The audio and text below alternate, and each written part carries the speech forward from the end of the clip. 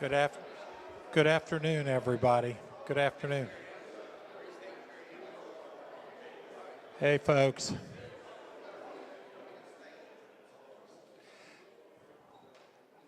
Well, everybody got real quiet. Thank you. Now, I've been told by Jordan, our sound professional, that I need to, quote, eat the mic up here today because it's kind of hard to hear in this room. Is everybody hearing me okay? Okay, thank you so much. Wow, it's wonderful to be here. As a West Virginian, I remember, and I'm from East Bank, West Virginia originally, down in Kanawha County, home of Jerry West. And I remember in the Golden Horseshoe Test, studying about this very building in this very room. And I get excited every time I come in this room. So on behalf of the governor, I'm Dave Hardy, Secretary of Revenue. And I've probably got the best job in the state right now because when the governor and I came aboard 6 years ago this week, West Virginia was our first financial report. We were $490 million in the red. $490 million. And our second report said, oh, by the way, 6 months from now, on July 1st, you'll be about $700 million more dollars in the red. So that was the starting point 6 years ago for Governor Justice and me as the lowly Secretary of Revenue. Now let me tell you where we are today, 6 years from later. In the last year alone, this past year, the past 12 months, West Virginia's revenue has grown by 21.2% in 1 year. And I think Governor Justice deserves a round of applause for that. Thank you. And when I say our revenue is growing, it's not growing in one area, it's growing in all areas. Let me tell you a few quick numbers because I love numbers. Our severance tax revenue has grown by 113% in the last 12 months. The natural gas business is now 70% of our severance tax revenue. The other 30% primarily is coal. So coal is still doing very well, but West Virginia's natural gas business is doing very well and is projected to do well in the future. Our consumer sales tax numbers are up almost 6%. Our personal income tax numbers are up 13%. West Virginia is growing and our economy is growing.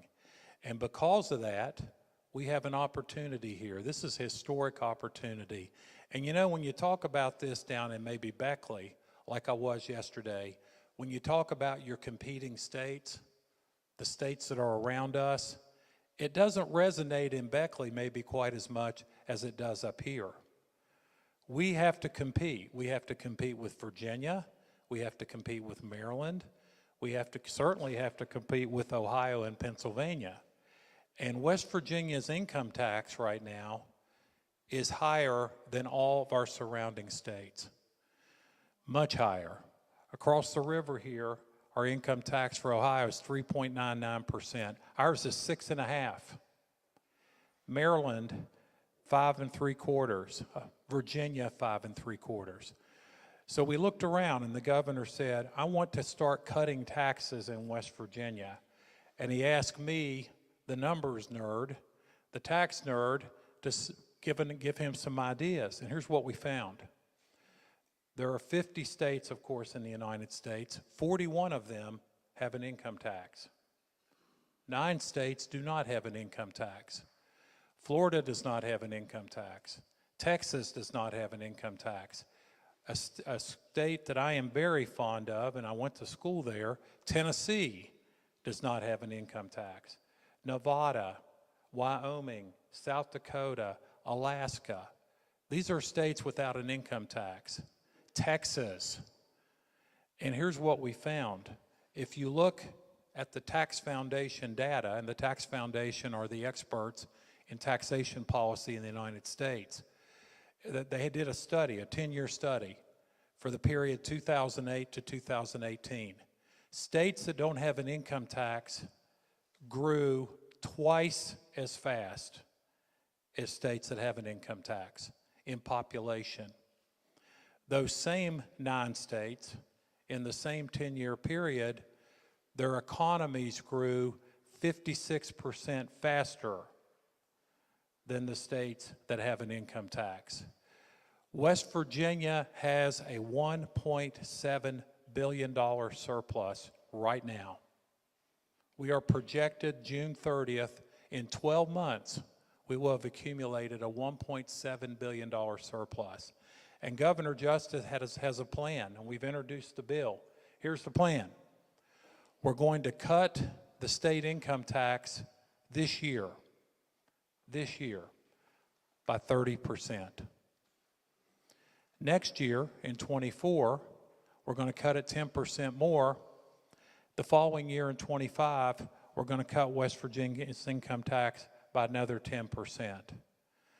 The goal is 3 years from now that West Virginia has an income tax lower than all of our surrounding states, and we will.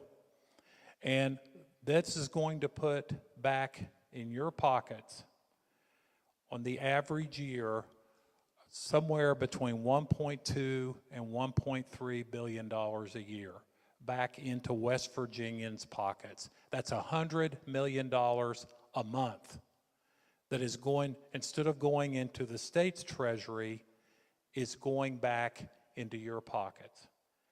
And guess what's going to happen when we put that much money back into our economy in West Virginia? What do you do when you get money back from the IRS? Do you save it? I don't normally save mine. You spend it. And we are going to see West Virginians are going to get their money back, and they're going to spend that money in West Virginia. And we're doing this in a very responsible way. We have such a surplus that we are actually going to put $700 million in a cookie jar. And we're going to hold that $700 million for 3 years to be absolutely sure, that our income tax reduction is sustainable. We think it is. Our data shows that it is. And I want to make another point. We are not cutting the state's budget one dime. Not one dime. The state of West Virginia's budget right now is $4,886,000,000. The governor is proposing that we continue with the state's budget. We continue to fund all of our necessary services. We give pay raises to our state employees. We continue to fund the very important functions of state government. One legislator who I very much respect told me the other day, and he's a very conservative legislator, but he said, you know, here's what I tell my caucus. Every morning by 7:45 in the morning, some West Virginian is receiving some service from our state. And we should always remember that. School buses, school teachers, child protection workers, the state of West Virginia is performing services every single day. But we are in such a good situation right now with our finances, and our projections are so good. We even put in our projections that we would have a mild recession next year, calendar year '24. And we even put in our projections that energy prices will start to slow down. And they probably will, because natural gas tends to fluctuate with the demand, of course, European conditions, and weather conditions. Even with those numbers conservatively projected, West Virginia will see well over $6 billion in revenue next year on a budget of $4.8 billion. So we are ready to go. And the governor is excited about it. I think he's due to arrive here any second. And when he arrives, that's my cue for me to sit down. But let me say this. We have really worked hard over the last 6 years. This kind of thing doesn't happen overnight. When you're moving the state's budget, it's like driving an aircraft carrier. You can't turn it on a dime. You have to move everything very gently. So we're working very hard to keep West Virginia moving forward. We will have the lowest state income tax of our surrounding states, and teleworkers across our country. All the studies are showing the following about teleworkers. Number one, they save 55 minutes a day on average getting to work. Number two, they save 15 to 20% in expenses from not having to go to work every day and eat lunch out and get dressed for work and buy gasoline to get back and forth to work. Teleworkers are looking for places to go. And West Virginia is going to be exactly what teleworkers are looking for. It is what teleworkers are looking for. Low taxes, low income tax, low crime rate, affordable housing. And you're already seeing it in the Eastern Panhandle, and you're going to see it here in the Northern Panhandle too. We very much hope and look forward to people wanting to come over to West Virginia from Ohio and Pennsylvania. We are going to start growing the population in our state. The one thing we need in this state is more people. And with that, I see that the 36th governor of the state of West Virginia has arrived, the Honorable Jim Justice.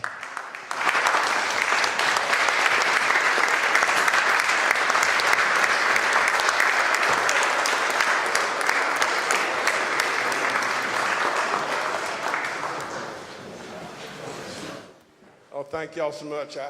I've got my little buddy with me, so I know y'all would a whole lot rather see Baby Dog than me. Oh. I've already promised her chicken nuggets when we leave here.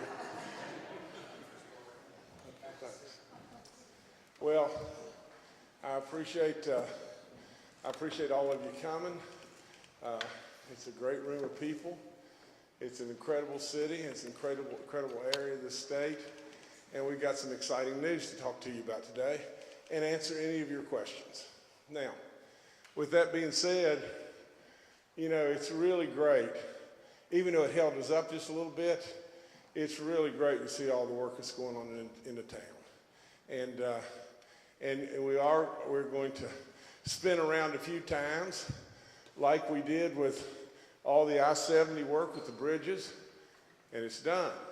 You know, it's amazing when you think about how fast time just goes. But at the end of the day, you know, when we started down the pathway on the highway projects, you know, I thought, well, you know, you hate to say this, but dag, they take forever.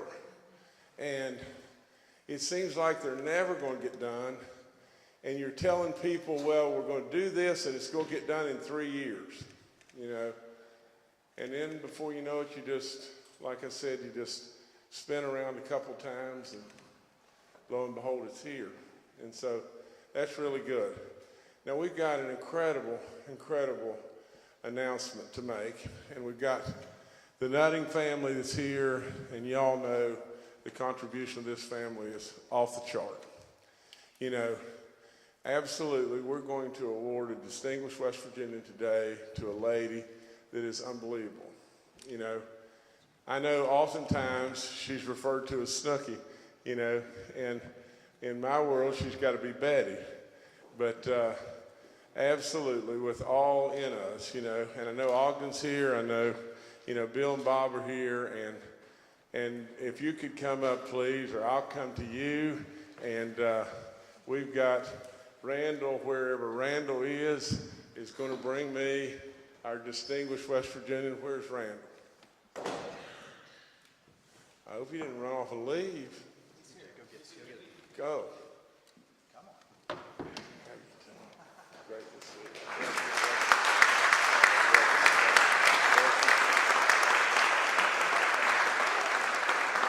She said, "You're such a big boy," and she's right. But if we could, let's move over this way, just a little teeny bit, okay? And I'm gonna sit right here, so we're about on the same level, and you sit right beside me, and Baby Dog, and Randall. Let's do this. This is the highest award that a governor can give in the state of West Virginia. And you may think, well, we just pass these out like candy, and that's not the case. In my entire time, we've probably given away 15 of these and everything. And so it is a special award to an incredible, incredible family and this unbelievable lady. So God bless you in every way. And it's our Distinguished West Virginian Award, and it is to Betty Woods Snooky Nutting. Thank y'all so much.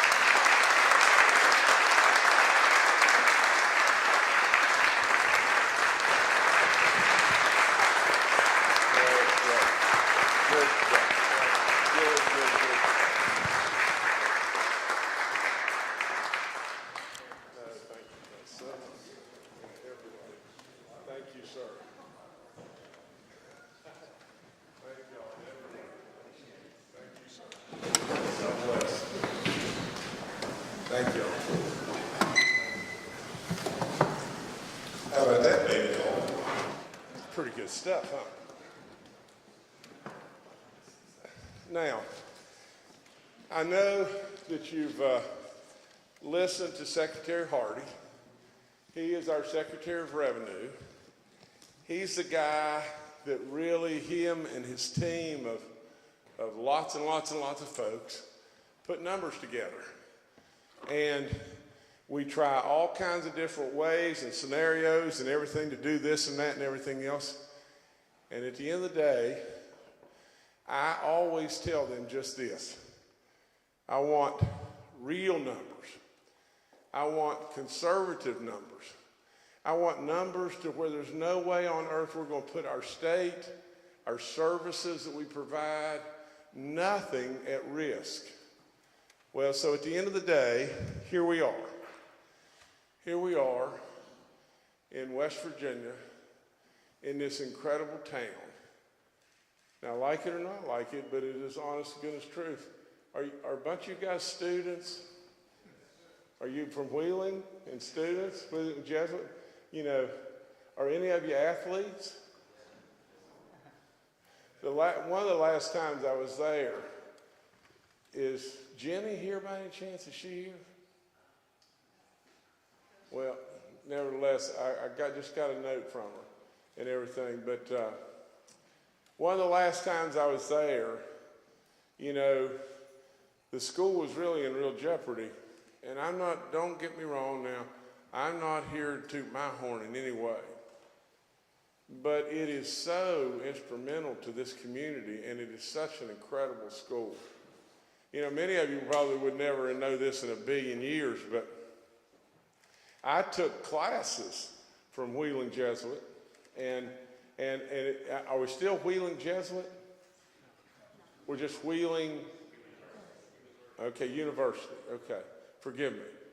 But I took classes, you know, and the reason I did, I took them online, and there was a Dr. Jones in the education department, and he was teaching those classes and everything. And the reason I was doing that is because at the time I was coaching, but at that time, you know, I had my MBA and all that bit, but I didn't have a true blue teaching certificate.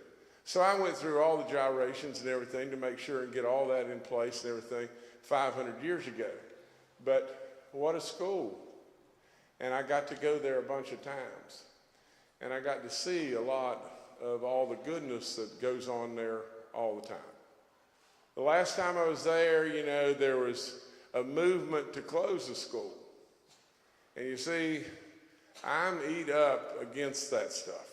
And if there's any way on the planet to not pull that off, that's what I wanted to have happen. I told Jenny that not on my watch would that school be closed. And literally, I've tried really, really hard. With all that, the football team, when it went outside and the football team, outside, we took a picture together.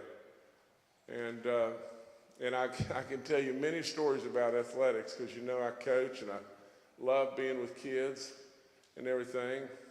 My daughter, I've got to tell you this real quick, and it relates to the football team. A lot of the same kind of kids were there that day. But my daughter was recruited by Clemson to play basketball. And so as soon as she graduated from high school, you know, in like 2 days, like on June the 3rd, we had to go to Clemson. And she enrolled at that time, and off they went. Well, all that being said, you know, at the time, there was probably 3 ladies or women's basketball kids, and there was maybe, you know, 2 tennis players and maybe 4 men's basketball, and there was about 25 football recruits that were coming into Clemson. This is in June, early June. And it was so hot, it was unflat believable. And I mean, it was hot. And so I'm standing there in shorts and just sweating like crazy and everything. And they're taking these 50 kids or so around and showing them all the different things that they're going to do for them. And they're going to do everything under the sun. Believe me, be at Clemson, they're doing everything for everybody. And so as they're doing all that, there's 2 giant guys there from Georgia. And they're both probably either defensive or offensive linemen, and they're massive. One of them a black guy, one of them a white guy, and they're both standing right beside me, and they keep looking at me and everything. And I'm just standing there by myself. This is the God's truth. If I die, I'm telling you the truth. And finally, now this is 20 years ago. I didn't look a whole lot different, but maybe a little bit. And finally, they just kept looking at me, and I said, guys, I know I started a little late, but I'm going to be with you this fall. Now, and I didn't crack a smile. I didn't do nothing. And literally, you know, I kept just kind of glancing out of my corner of my eye and everything, and they kept looking, and they'd look up and down one side, up and down me and everything. And finally, I turned around, and the big, giant white kid from Georgia, he looked right at me, and he said, "We'd be glad to have you." So nevertheless, I'll never forget being with those football players right here at Wheeling University. It was really good stuff, great stuff.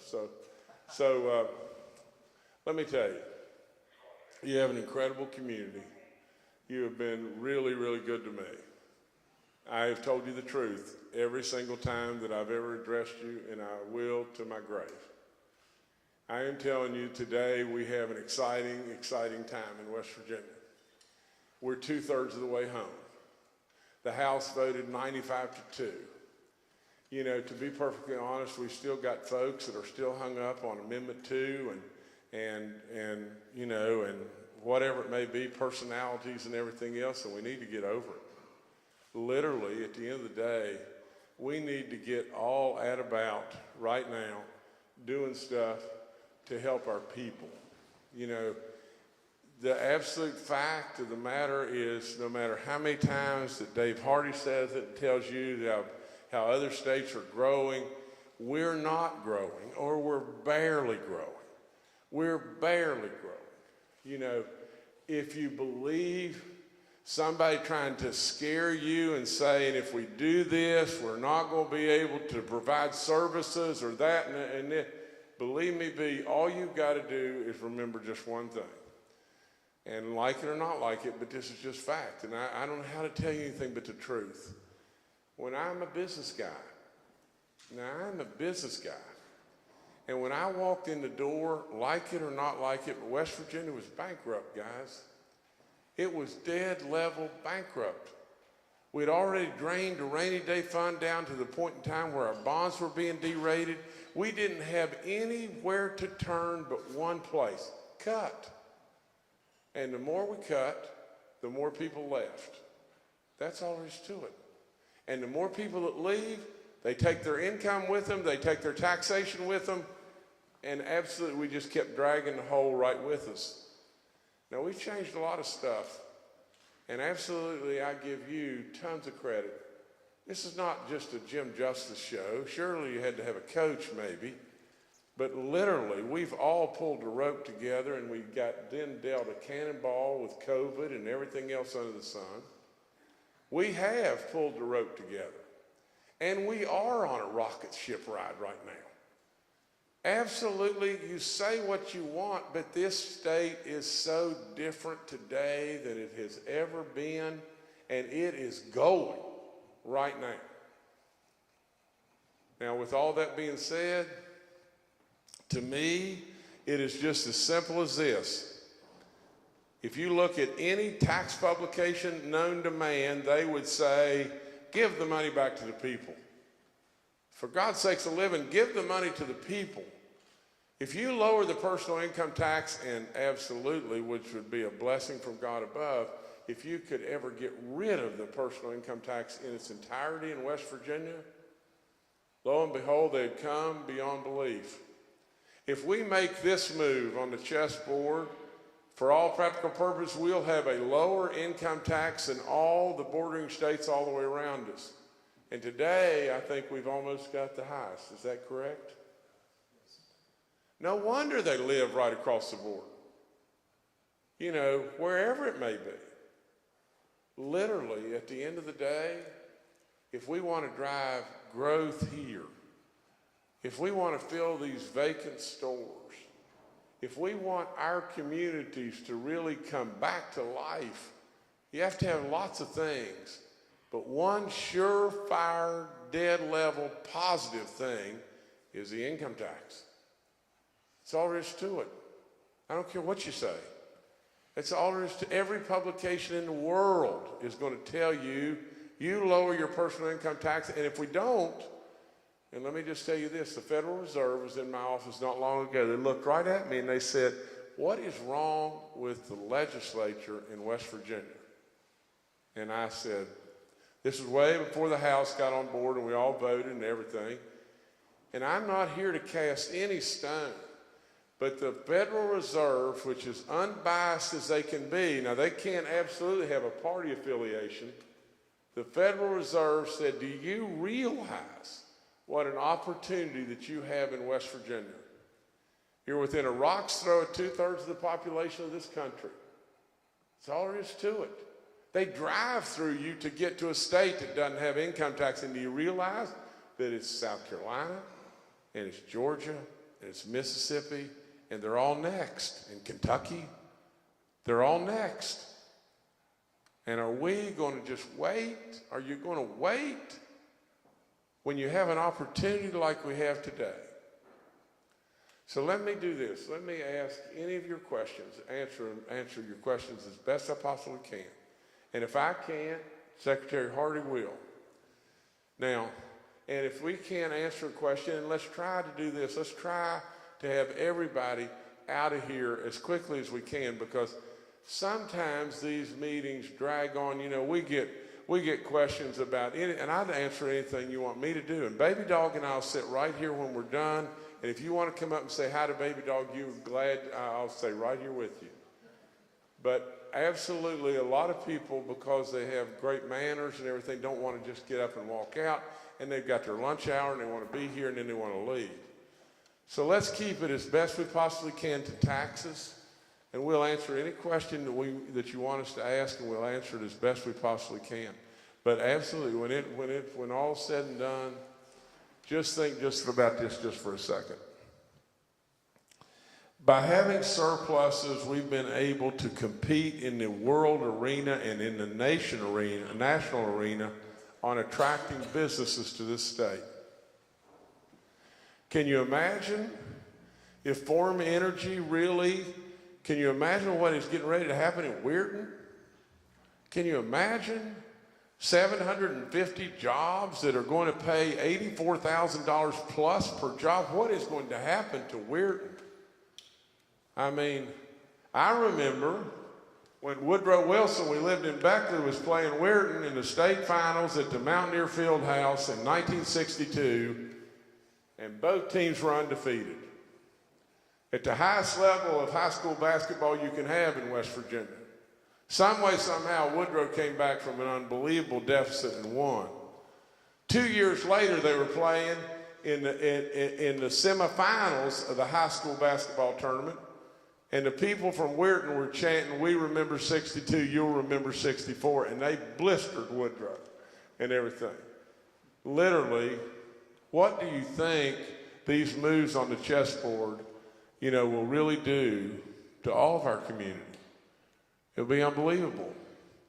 What do you think a move on the chessboard where you'd put $1 billion back in the hands of all West Virginians, What do you think the multiplier effect of those dollars would be? And we'll spend it, and we'll spend it here.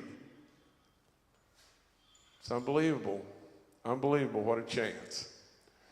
Now, all Baby Dog and I can do is tell you and do what we've done. Mind the store the right way. Not bloat government with a bunch of pet projects. Serve. That's what I've done. I don't want anything. I don't want anything. Serve. Do it unselfishly.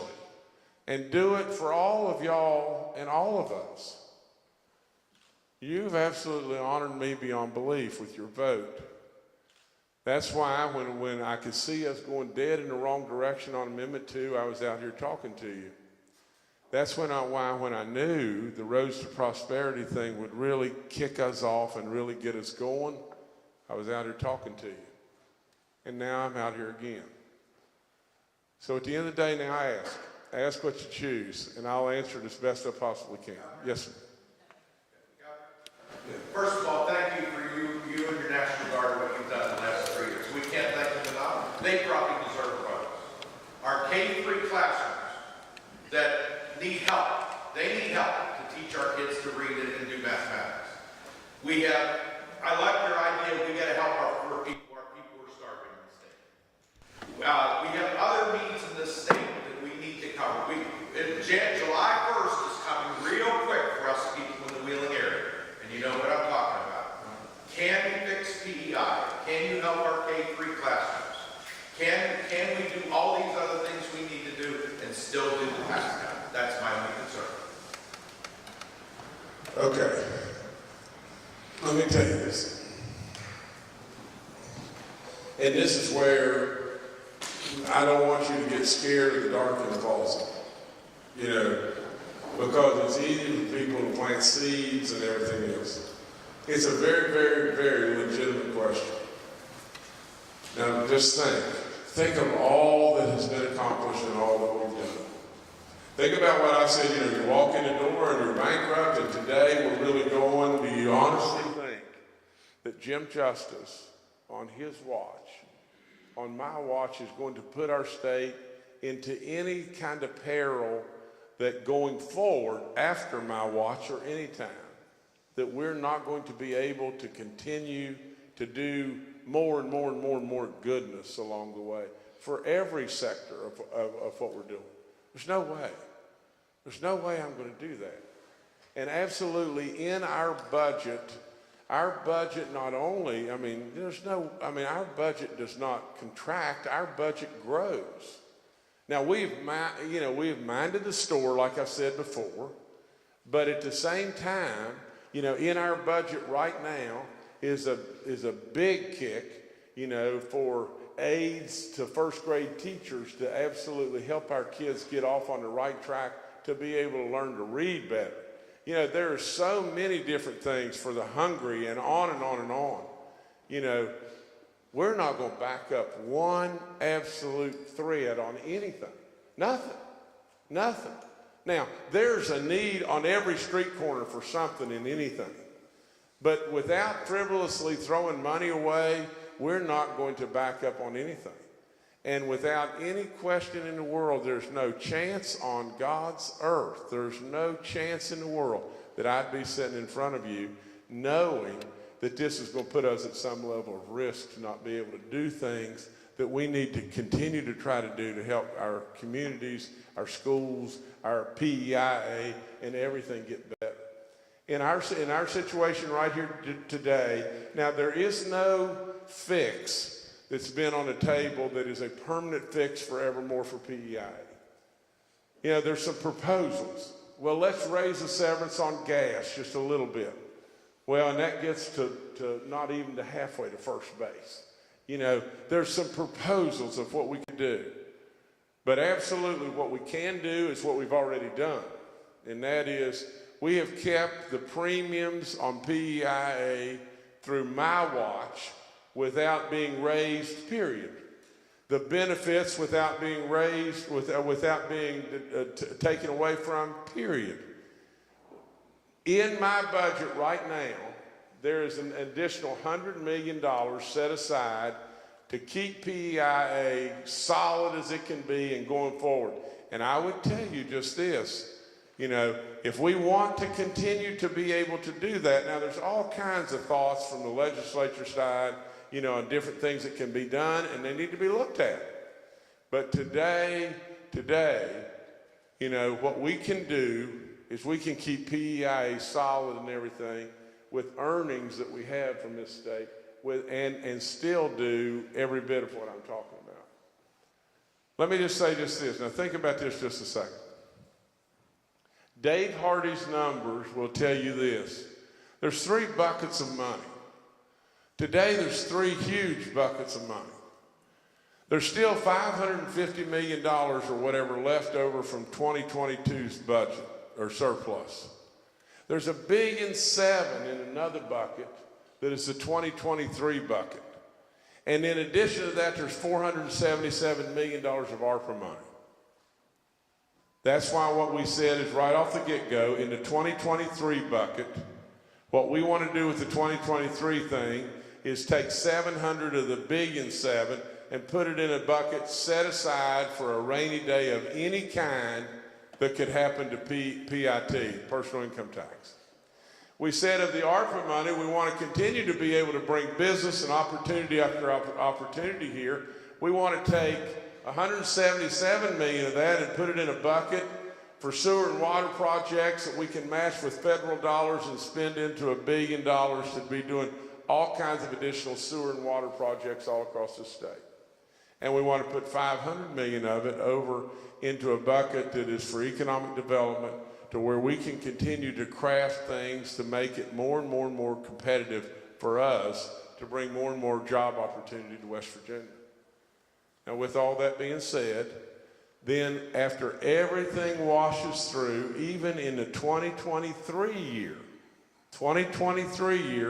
we still end up with an additional $400 million that's completely unappropriated. Literally. We have been through these numbers every way you can be through them. We can sit and say, well, you know,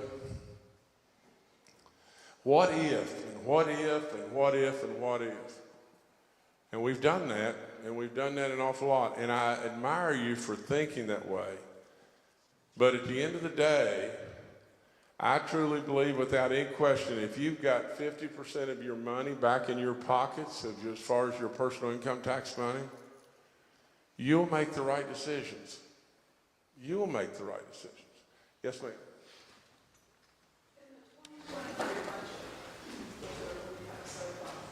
What I want to know is, in December, we got a farm and we have gas rights. And in December, we got a new appraisal. And it's way more than the money that we received in royalties. In January of 23, just 1 month later, we got another appraisal. And it's way more than the one was in December. Now, it's way more money than we will receive from those gas royalties. What I want to know is, what is going on in the state tax department that you can't get an answer? They won't tell you anything. Your county does not know how much you're going to charge you on that assessment. And where did that assessment come from? Because what we receive, the gas company is supposed to report to the state. On our county assessment report that we send in exactly the amount of money that we received. And of course, we would get a 1099 that would show what we received. How can they assess us millions of dollars when we don't receive that? And is that added into that 2023 budget, the surplus? Because it's not right. And somebody has to check the state tax department and see what is going on to find out. And believe me, there's everybody in the Pike County, which are all on different bills. All of their royalties went down 33 and 50% in December and again in January. So our money that we're receiving is going down, but our appraisals are going up. What is going on? I called December 15th, I called again in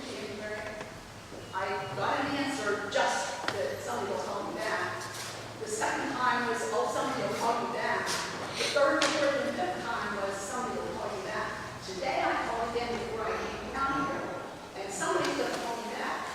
I have no idea when that somebody's gonna be, but I can't pay taxes on 3 times what I'm receiving. So if you cut my taxes by 50% over the next 3 years on my income tax, that's great. But I can't pay on millions of dollars of an appraisal that we have no idea where that appraisal is coming from. I did it, sir. Thank you. Well, let me tell you, you know, I mean, what you're saying makes all the sense in the world. I can't understand why that you're having trouble getting someone to call you back. I mean, that doesn't make a bit of sense to me. But Dave, can you expand on? You should always get a call back from the state tax department, and the state tax department is under my jurisdiction. So if you would get with me here in a few minutes and give me your name and your information, I will promise you will get a call back, and I'll probably be on the call with the person that calls you back. And without knowing details, but I can help you navigate through. Is it the state tax department, or is it Ohio County, or which county are you? Sends the appraisal. Okay. I sent in an appeal yesterday, just that's just a formality that you can do online. I did it, he sent a registered letter.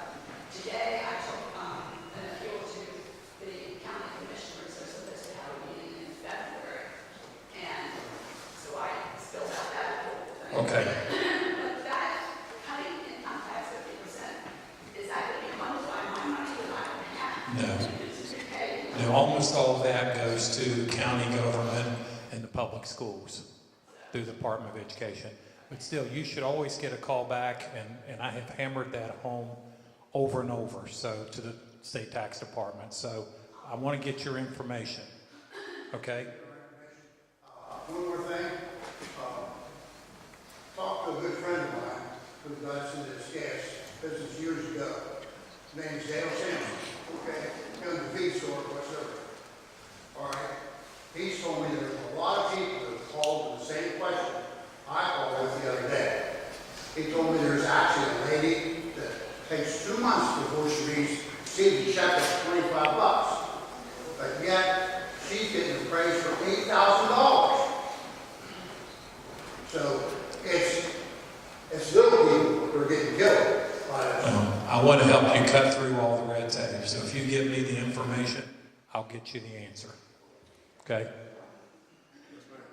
have a similar question that gentleman first stated, is that we're looking to increase our population here in West Virginia, so we're bringing jobs and it's good.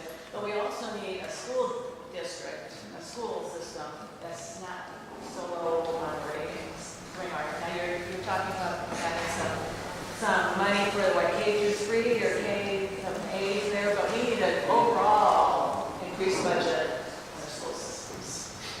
Well, let me just tell you this. You know, I don't know how to say it any better than this. You know, but in my first day of the state, I said we've got to make education our centerpiece. First thing I said. You know, now along the way, there's been lots of stuff happen. There really has. I mean, there's been historic pay raises, boom, boom, boom, right? One right after another. You know, you may think, well, okay, so what and everything, but the first 5% pay raise was the biggest pay raise in the history of this state. Then we did it again, then we did it again, and now it's proposed in my budget right now to do it the 4th time. The 4th time since I've been in office and everything.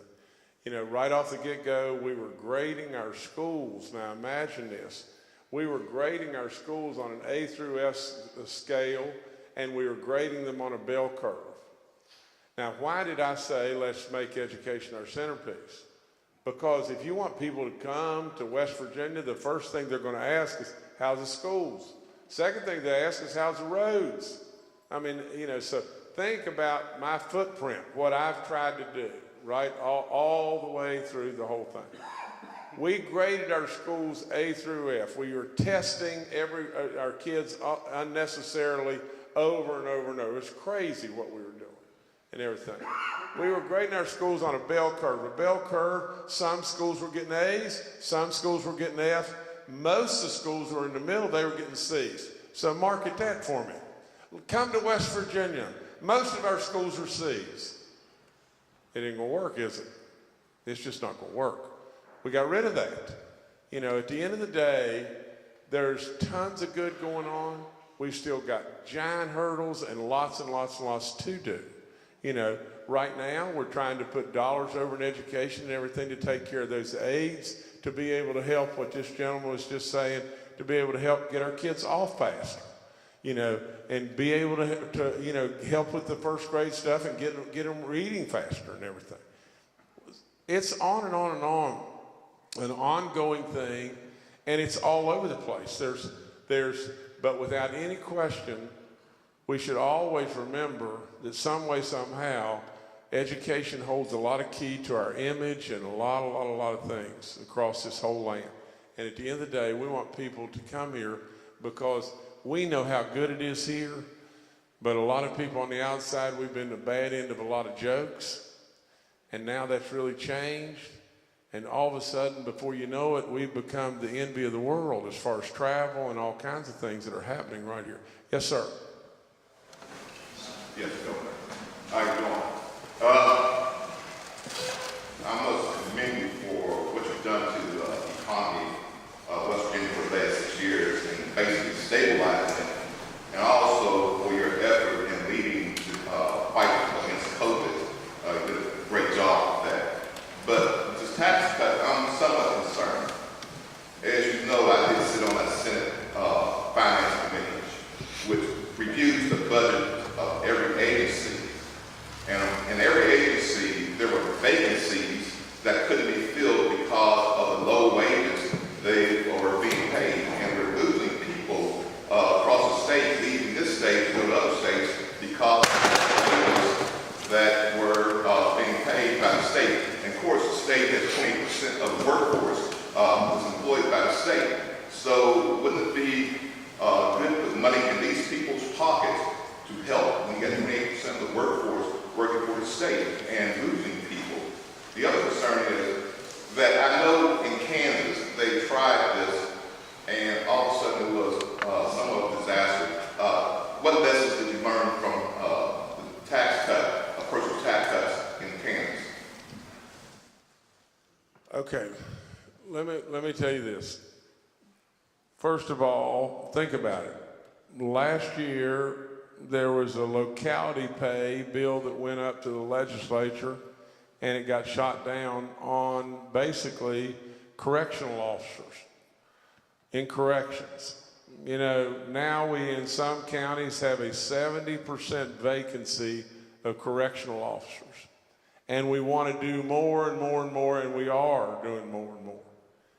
Without any question, there are three bodies here. There's a governor, there's a House and a Senate and everything, and everybody's got their own mix of all kinds of different things that they want.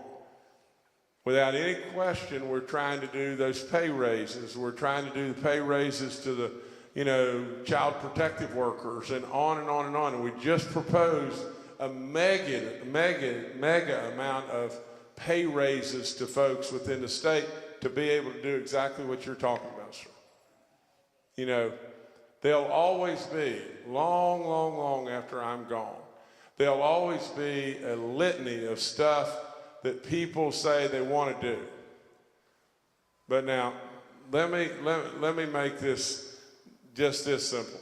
I want you to listen real closely, because this idea of we don't want to be Kansas is absolutely just floated to you as some level of poison, you know, that does not make a thread of sense. Not a thread of sense.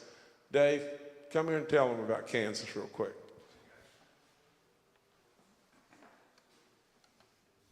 We did a lot of research about Kansas because it is brought up frequently with respect to states cutting their income taxes. In 2012, the governor of Kansas proposed some very large tax cuts, and along with that, though, he proposed some raises of some other taxes and some cuts in the budget.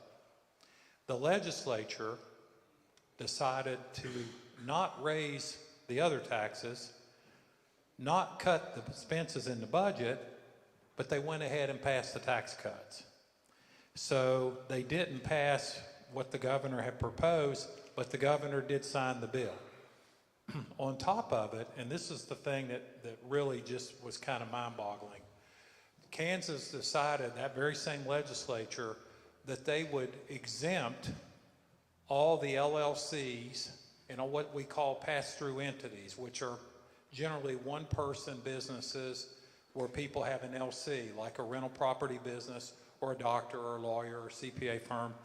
They exempted all of them from tax totally. 330,000 taxpayers, they zeroed out completely and totally. So they zeroed out 330,000 taxpayers on their own, completely, very big surprise. They didn't raise the other taxes that the governor asked them to raise because he'd run numbers and say you need to raise those taxes to make this plan work, and they didn't cut the expenses in the budget. On top of that, they didn't do what we're doing. They didn't create a reserve fund of $700 million that we're creating. We are putting $700 million in a reserve fund to hold, to be absolutely sure that 3 years from now, we are where we hope we're going to be. And our projections are good, and we think we will be. So we learned from Kansas. Everybody learned from Kansas. And if you want to learn more, there's actually a Wikipedia page called Kansas Experiment. And everything that I just cited you came in part from reading about what Kansas did 10 years ago. So it's a good question, and it's one we all ought to learn from, and we did learn from it.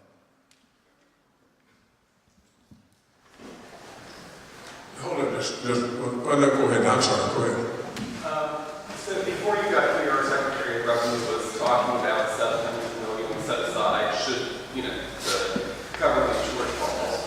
So should the tax cut pass and a few years from now we find out that it's not sustainable, what do we do then? Because I don't see it being likely that the legislature would go and reintroduce a tax. That's never popular. So if this isn't sustainable, what do we do?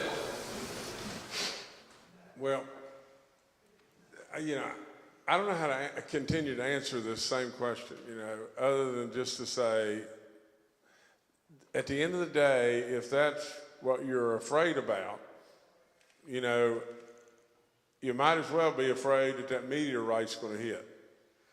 Because really, when you really step back from this, and it's a legitimate concern and question, and it's what the exercise we went through. But today in the state of West Virginia, you've got a budget of about $4.7 or $4.8 billion. And you have revenue in the state of West Virginia today of $6.4 billion. Literally, if you discount that revenue for energy prices and you discount that revenue for a recession and everything, you still end up with way more money than you need to be able to do what we're talking about here. At the end of the day, if you put our numbers, we ran our numbers at zero growth.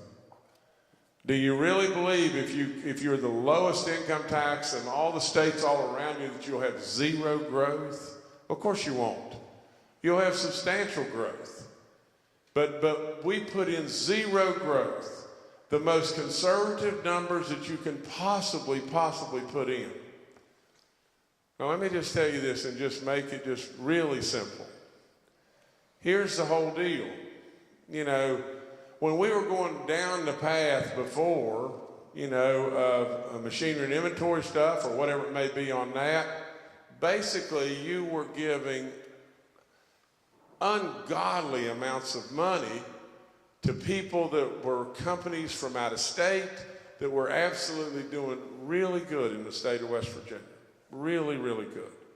I said to you before, from my company's standpoint, it would have meant $10 million to me. And I said, don't do it. because I know it was not the best thing for us. It's not the best thing for your counties and everything else. Now, if we miss on this right here, let me just make it this simple. For every one of you, let's just pick somebody in the room. Son, come here. Can you come here?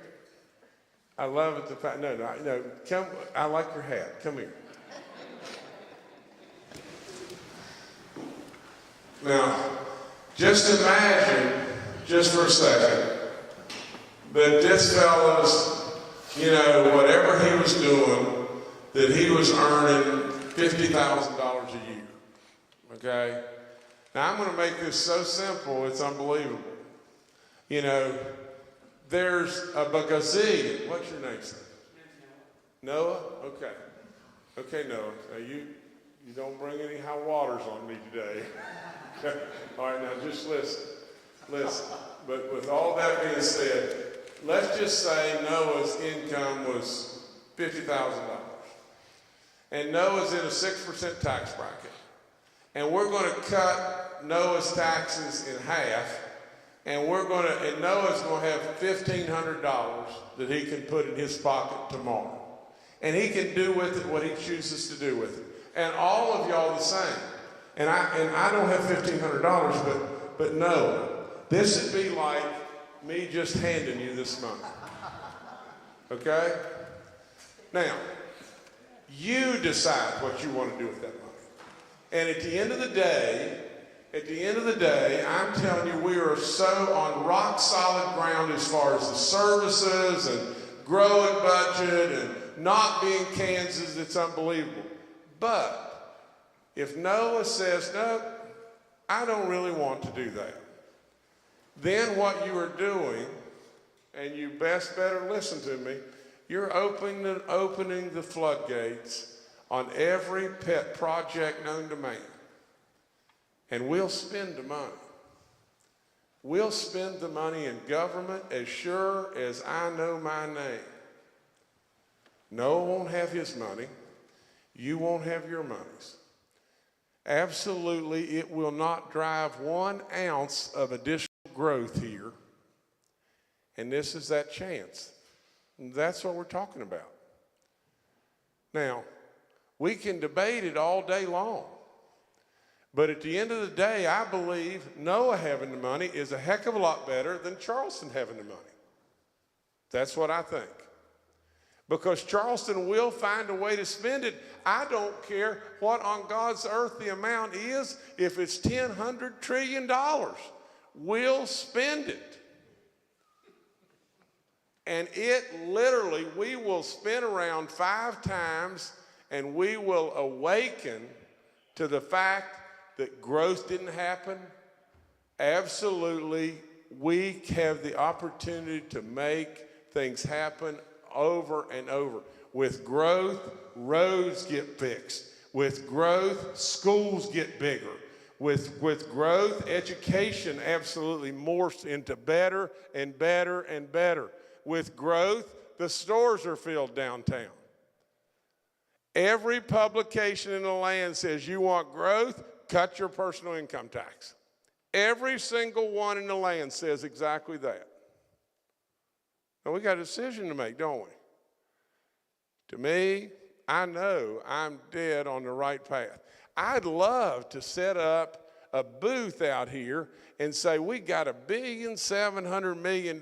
Let's just pass money out here. You want some, you want some, you want some. Let's do this, let's do this, let's do this. And then my term's up. I can make you so happy it's unbelievable. And then my term's up. And West Virginia is still just spinning its wheels. We're not going to become Kansas. Now, I can't give you my money. No, thank you, buddy. I'm proud of you in every way for all you do. Go sit down.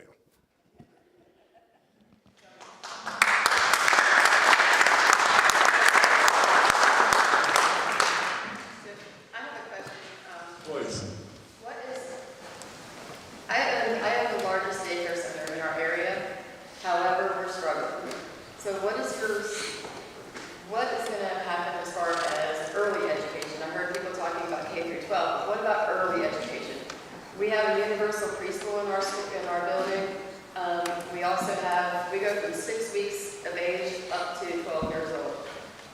struggling. I've had to shut down classrooms because we don't have enough staff. I don't have enough staff because I cannot afford to pay the pay that they're wanting because we can't compete with the other businesses. The other, they can go to McDonald's and make $13 an hour. So, just curious what the government is going to help with that. We have a lot of subsidy parents. However, we don't get a raise for subsidy every year. However, I have to give my staff raises every year, or they're going to leave. Sure. We have a bill currently down there right now as far as enrollment versus attendance, which is huge. That would be a huge change for us. My other question is we have to wait 5-6 years before we get an increase on any of the subsidy pay. So just kind of curious, what are you going to do to help us, the daycare center owners, because we're privately owned. We're not a nonprofit, so privately owned centers are going to end up closing, and I'm licensed for 116 children, so that would be huge for our area if something like that would happen. And that bill that is going through right now would be very beneficial to you, is that correct? It would be extremely beneficial. Let me say this, and I'm not an expert, okay? And I don't ever have any problem with telling people I'm not a superstar at this. And all I can really do is stay at 100,000 feet. Daycare is, a necessary part of all of our lives now because really and truly, families have a need, and then families are stretched with their dollars and everything, and it becomes laborious on you beyond belief, because what you want to do is you want to be able to attract, and you're competing against, like you said, McDonald's or wherever it may be, to get people to come to work. And frankly, to just tell you straight up and be perfectly honest, every single business all across this state is competing right now to try to get somebody to come to work. You have some people that just absolutely are not going to come to work no matter what you do. And either they've lost hope, or they're down on their luck, or they may not be good people or good workers or whatever it may be. And so you've got a percentage of workforce that's just not going to come to work. Now, with all of that, we're going to continue to try to get people to come to work and all that kind of stuff, and entice and do everything we possibly can, because I'm a real believer. Biblically, God thinks work is super important to all of us. Now, but with all that being said, no matter what we do, if we think we're going to move the needle, and we're going to move the needle whoosh like this, and all of a sudden all kinds of those folks are going to just find hope and whatever it may be and come to work, you're kidding yourself. You're going to move the needle like this, and we're going to continue to try to move the needle like that. But the reality of what I'm telling you is, doesn't matter if you're a gas company or you're McDonald's or you're the daycare or whatever it may be, we're all competing for almost the same people, aren't we? Now, how do we fix this? You got to have people come to West Virginia to live. For God's sakes, a living. We've got to grow population. We have needs for workers everywhere. You got to grow population. Now, say what you want, but when you grow population, the roads, the schools, everything starts happening and getting better. But you have got to be able to let me put in Noah's hands real live money, and then let Noah do with it, because then Noah's third cousin that lives in Kansas will come here and live. We have to have young people. We're an older state, and we've got a lot of illnesses in West Virginia. Literally, we have got to grow young people, our schools. That's what we got to do. Yes, ma'am. But how do you increase the funding for the daycare? She needs more money to pay the staff. There's no question. I mean, how you increase the funding is you put a level of importance on it that is beyond what we maybe have today. There's such as money. That's exactly right. I mean, if at this point in time, throughout all of our legislature, a number one priority was daycare, we would put additional dollars in daycare that would make your lives 1,000 times easier. And right now, I'm not exaggerating, we are struggling. It's, especially with, I mean, my daycare center is on Wheeling Island. We have a lot of subsidy families, so we rely on what is sent to us. No, I get it. I get it 1,000%. We don't get a cost of living increase with our pay each year. We just have to deal with whatever's given us. Sure. Finally get a little bit more. So I'm just wondering, we need to make this a priority. Early education and child care centers need to become a priority, or nobody's going to have child care in order to be able to go to work. I'm not just saying this. I don't say stuff to just be saying it. For God's sakes a living, I'm the guy that did say make education our centerpiece. I'm the guy that is a coach. I'm the guy that literally goes and gives up what little bit of free time I have to be with kids.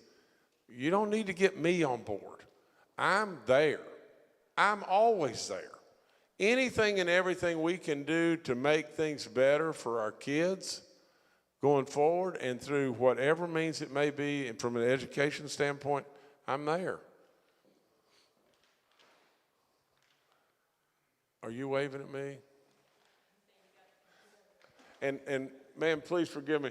I can't hear worth a dupe. And and I'm trying to hear, okay? Have you got any more questions about anything? Snooki, congratulations. Thank you for the service that you've given us in every way. God bless you in every single way. And what an incredible family. Your contributions to this state are off the chart, and you don't need told that. But thank you for all you do for all this nation and all of us all the time. And anybody wants to come up and say hi to Baby Dog, I'll get out of the picture and y'all can say hi to Baby Dog. God bless you for coming. Thank you.